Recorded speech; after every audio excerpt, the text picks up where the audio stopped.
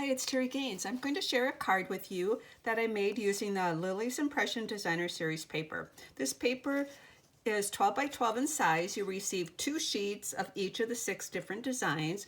They are double-sided, and the back side of these prints have a brush stroke or canvas type print on them. I'm going to be using 5 of the 6 different prints for this project. I'm also going to use a die, the frame die from Nature's Thoughts Dies, which is part of the Coordination Release product available through Stampin' Up. And then another die that's in the 2020 January through June mini catalog. It's the Majestic Mountain Dies. Tongue-tied on that one.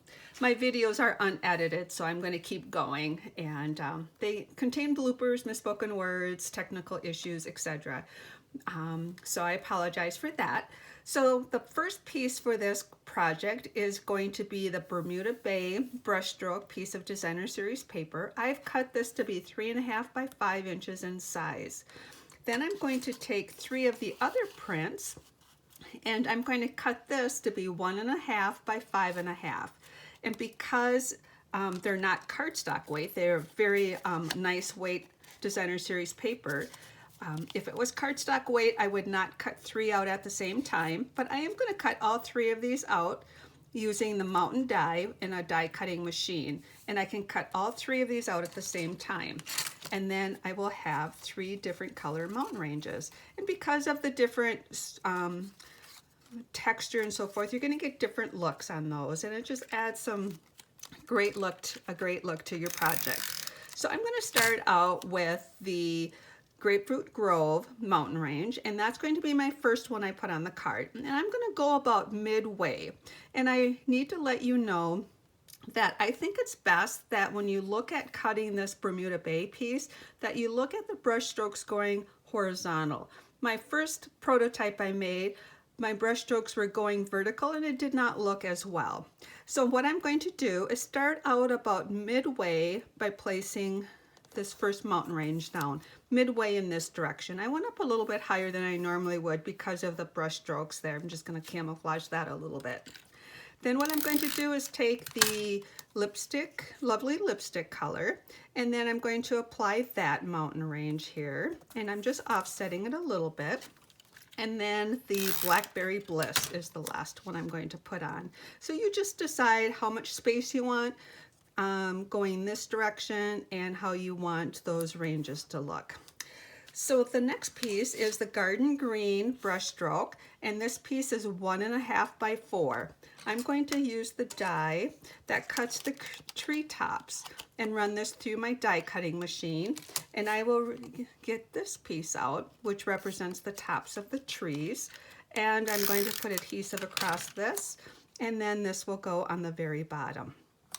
So now what I'm going to do is take the frame die, place it on my project here, and then line this up, and then you can just look at it if you want it down. I can't go too far down because my garden green stops here, but depending on how you place it, you can move it around and decide where you want to place that. Then run it through your die cutting machine, and you will have your frame cut out for your project. And now we have the trees in the mountain range. What I'm going to do is layer this onto basic black for my first layer. And because this is going to be layered on a card, no one's going to see this portion, I'm going to cut the 2 trees out of that section. So what I did was I took a piece of wax paper, placed that down, and then placed my dies on top of that. And then I can run that through my die cutting machine. Just a tip, when I run these through, I run them through so I can see the dies, because I want to make sure I have a border around all edges, because that's going to be my back layer here. Then I keep them sandwiched in my plates, flip them upside down, and run it through a couple times where they are flipped the other way. I find I get a better release of the dies, or let me rephrase that, I get a better cut when I do that, because when I turn it over, if I don't see a little bit of metal here, then I know I didn't cut enough. But I find that if I keep the sandwich together, flip it upside down, and then go through, it works out really good. Then what I'm going to do is take all of these out, and I'm not going to worry about cleaning the dies while I do the video, but sometimes you just need to take your pick tool to get it started. That wax paper will help it just pull right off. And then you can use the die brush that is an attachment for your take your pick tool, and just run over that. That will help separate the wax paper from the trees, and then we have our 2 trees from there. So now what we can do is take this layer, and that's what I'm going to adhere my top layer of my card to. And I'll just put adhesive around the edge, and I'm going to watch opposite corners and look at alignment on the sides and the top and the bottom until it's all equal, and then let it fall into place. So I played around with different options on how I added this to my card. I wanted to use basic black for the background, but I wanted a little bit of color. I tried a variety of different things, and my favorite was just adding a little bit of the Grapefruit Grove just to pop that out a little bit. So that's going to be the next layer. And that's the fun thing about cards like this. Play around with the color combination until it pops out to you and you say, oh, yep, that's the color I want to use. I did not try all the color palettes in this, but I really liked how that looked. Now the next thing I want to do is apply this with dimensionals. I wanted to add just a little bit of depth before I put it on my card base. My card base is 4 1/4 by 11, scored at 5 1/2. So I'm going to pop some dimensionals on here, peel those off, and sometimes I should have done some of this work ahead of time, but and I like to make sure I put plenty of dimensionals on so they do stay popped up here. So this is going to be layered right on the card. And as I mentioned, this is 4 1/4 by 11, scored at 5 1/2. My inside piece, which I'll adhere later, is a 3 3/4 by 5. So we're just going to concentrate on the outside of the card.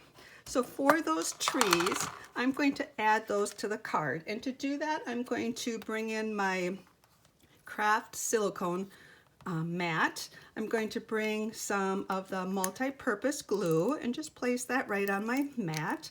And then I took one of our circular sponges, just cut a wedge, and I'm going to turn the tree upside down. I'm going to take my sponge, dab it into the glue, kind of pat it around a little bit. And then I'm going to just tap it right on this tree. Whoops.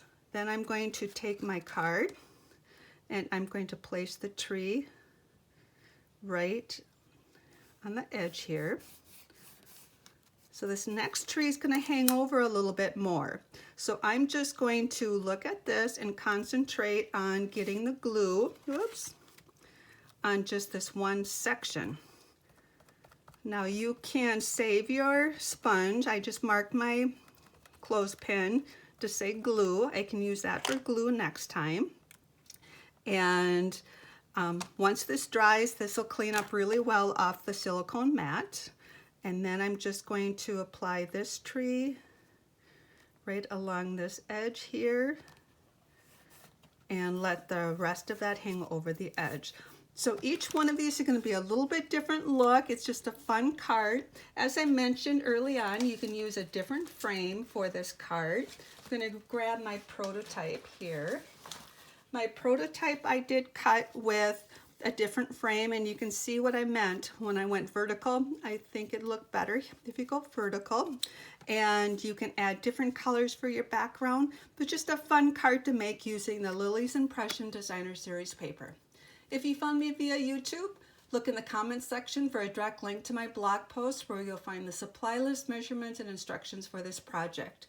There'll be a PDF tutorial you can download, and I would love to have you like my video and subscribe to my YouTube channel. Just click the red box under the video. Thanks for stopping by. I hope you enjoyed creating this project with me. Stay safe and healthy.